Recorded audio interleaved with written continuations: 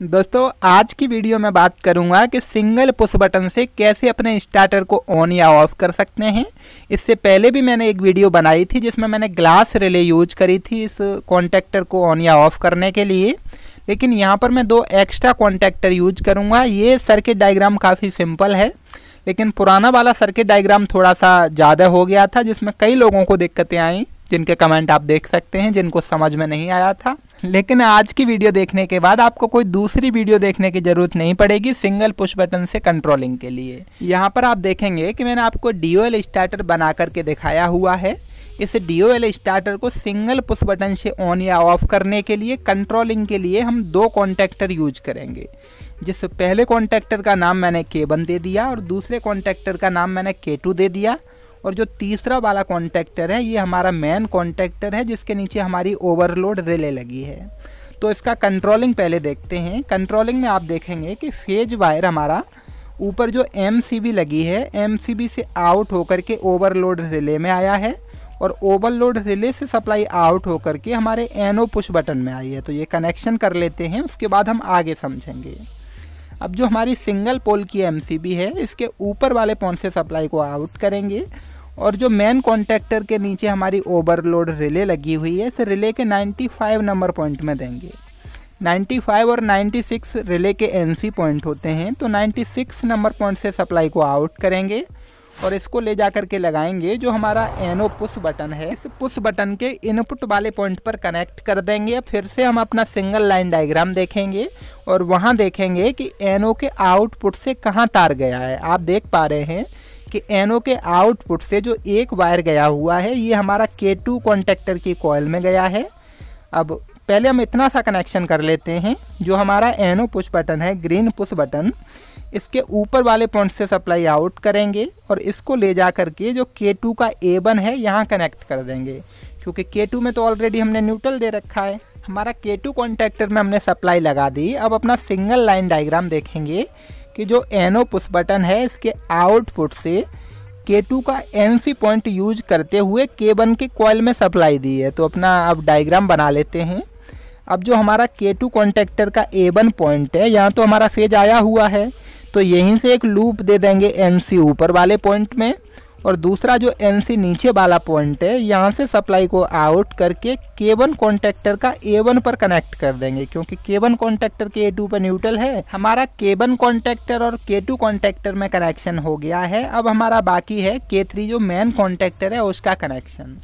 तो आप single line diagram में देख रहे हैं कि जो हमारा NO का इनपुट पॉइंट है यहाँ से एक सप्लाई गई हुई है और वो गई हुई है हमारे K3 के NC पॉइंट में। यहीं आप देखेंगे तो हमारा K3 का NO पॉइंट है। तो इन दोनों में पहले इनपुट पर सप्लाई लगा लेते हैं, उसके बाद फिर आगे समझेंगे।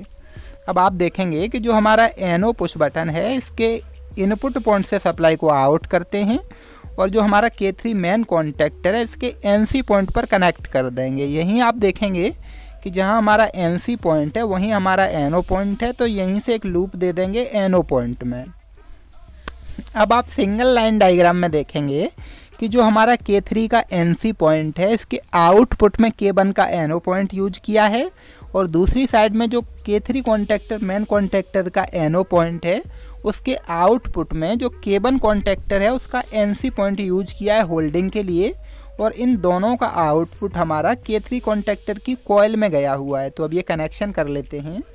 आप देखेंगे कि हमारा ऊपर जो K3 कॉन्टैक्टर है यहीं NC से NO में लूप दे दिया और जो हमारा NC का आउटपुट है यहाँ से एक सप्लाई को आउट करेंगे और K1 के NO पॉइंट में कनेक्ट कर देंगे नीचे वाले पॉइंट में, और दूसरा जो मेन कॉन्टैक्टर है उसको NO के आउटपुट से एक तार ले जाएंगे और K1 के NC नीचे वाले पॉइंट में हम कनेक्ट कर देंगे। अब जो हमारा K1 कॉन्टैक्टर का ऊपर NC और NO पास पास हैं तो इन दोनों को लूप कर देंगे और एक तार ले जा करके जो हमारा K3 कॉन्टैक्टर है इसके कॉइल A1 में कनेक्ट कर देंगे।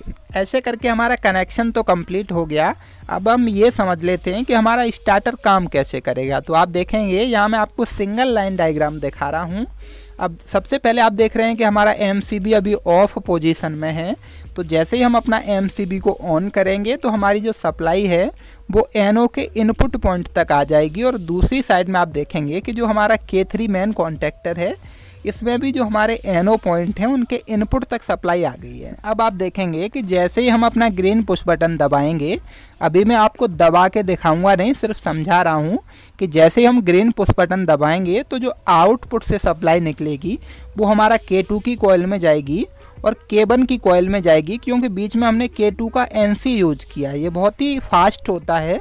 मैं यहाँ पर आपको स्लो मोशन में दिखाऊंगा काफ़ी आराम से, लेकिन ये सिस्टम है वो काफ़ी फास्ट वर्क करता है, तो हमको पता भी नहीं लग पाता कि कब हमारा K1 ऑन हुआ और कब हमारा K2 ऑन हुआ। अब दूसरी साइड में आप देखेंगे कि हमारा मेन कॉन्टेक्टर है K3, तो हमने पहले K3 का NC यूज किया है और K3 के NC के आउटपुट में हमने K1 का NO यूज किया है। तो जैसे ही हम अपना ग्रीन पुश बटन दबाते हैं, K1 हमारा ऑन होता है तो K1 का ये NC हो जाएगा और हमारा मेन कॉन्टेक्टर भी ऑन हो जाएगा। लेकिन उसी पल हमारा जब K1 ऑन हो जाता है तो ये वाला K1 जो हमारा K3 के आउटपुट में लगा है ये NO हो जाएगा और दूसरी साइड में हमने इसको होल्डिंग दे रखी है। जैसे मेन कॉन्टेक्टर ऑन होगा तो K3 का NO NC हो जाएगा और K1 का NO NC हो जाएगा, क्योंकि तब तक K1 हमारा बंद हो चुका होगा। तो हमारा मेन कॉन्टेक्टर होल्ड हो जाएगा परमानेंटली। अगेन अगर हम ग्रीन पुश बटन दबाते हैं तो फिर से हमारा ये सर्किट बंद हो जाएगा। इसको प्रैक्टिकली भी नेक्स्ट वीडियो में दिखा दूंगा करके। उम्मीद करता हूँ ये वीडियो आपको बहुत अच्छे से समझ में आई होगी। अगर कोई डाउट रह गया है तो प्लीज़ कमेंट बॉक्स में कमेंट करें। वीडियो अच्छी लगी हो तो एक लाइक कर देना। अगर दोस्तों अभी तक भी चैनल को सब्सक्राइब नहीं किया तो सब्सक्राइब कर लेना ऐसे यूजफुल वीडियो देखने के लिए। जल्दी ही मिलूंगा एक नई वीडियो में, तब तक आप अपना ख्याल रखिए। जय हिंद।